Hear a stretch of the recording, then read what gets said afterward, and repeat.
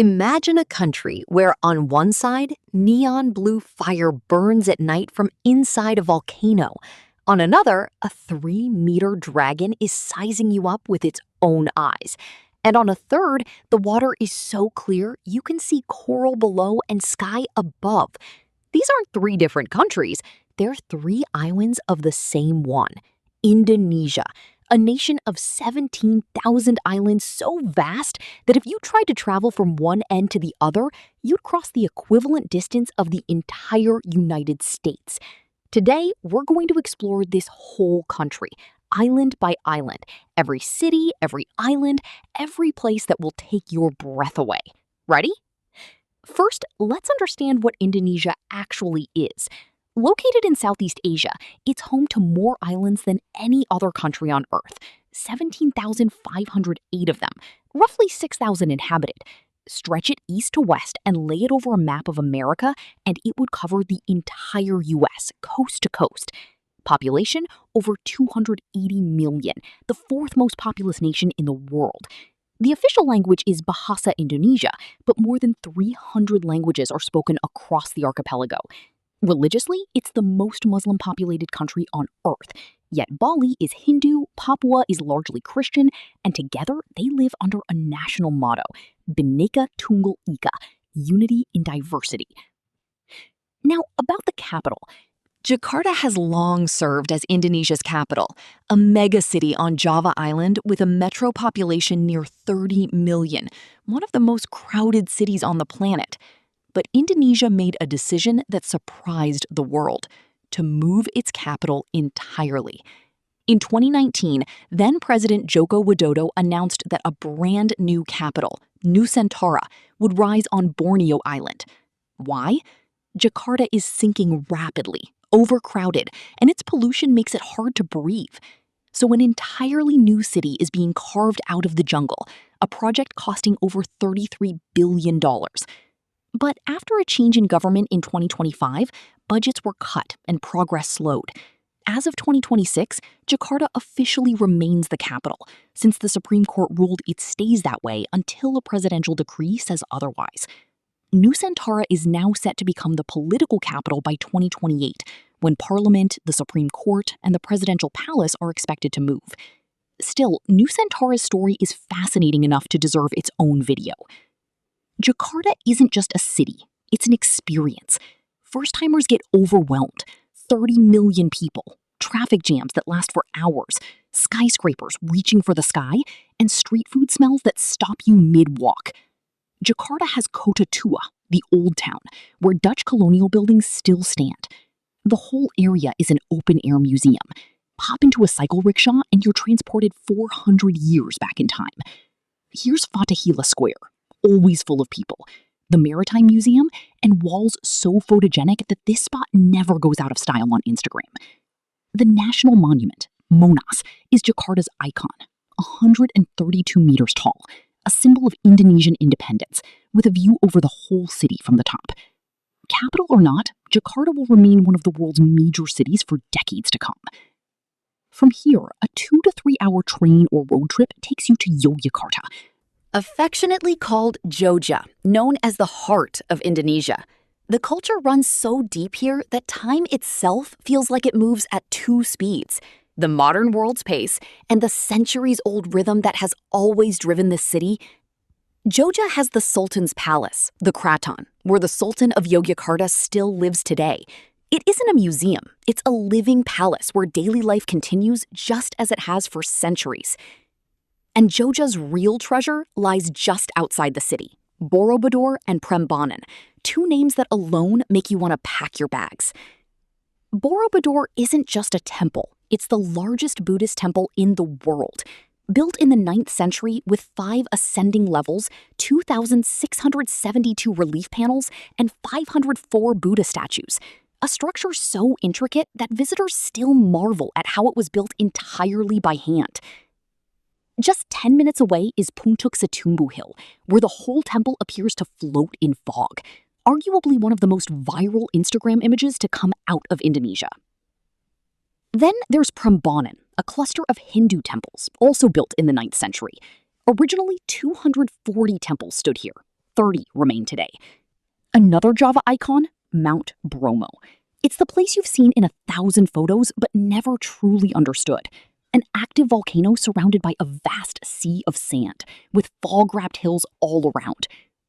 At 3 a.m., you head out by jeep, climb through darkness, and as the sun rises, the volcano's silhouette cuts into the sky. This isn't a photograph, it's a dream that lingers even after you wake up. To the east of Java lies Ijen Crater, unlike anywhere else on Earth. In the darkness of night, blue flames burn here. Sulfur gas escaping and mixing with the mist creates a neon blue glow that looks like the set of a fantasy film.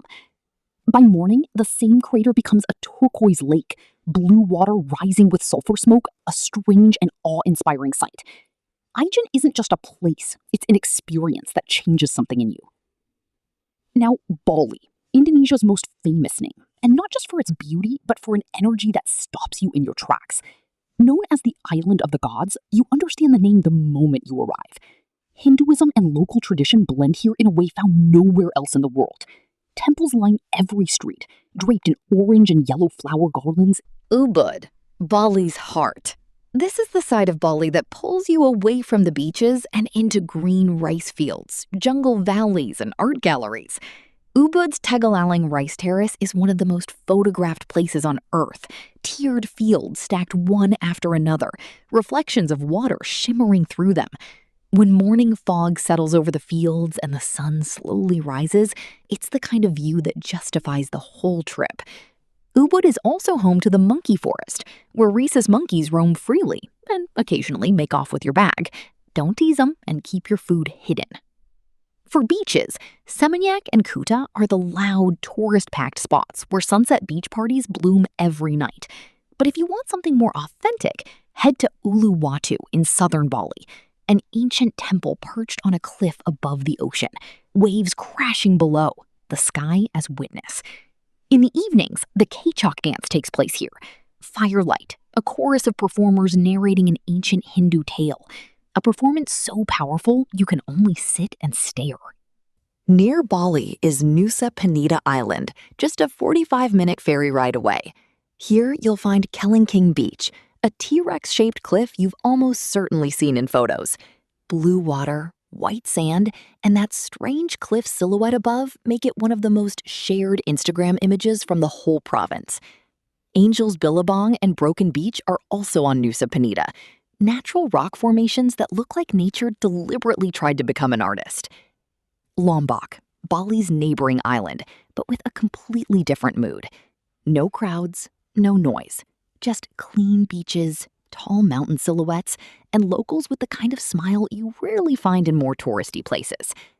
Mount Rinjani, at 3,726 meters, is Indonesia's second highest active volcano, with a crater lake, Segara Anak, so beautiful people trek all day just to see it.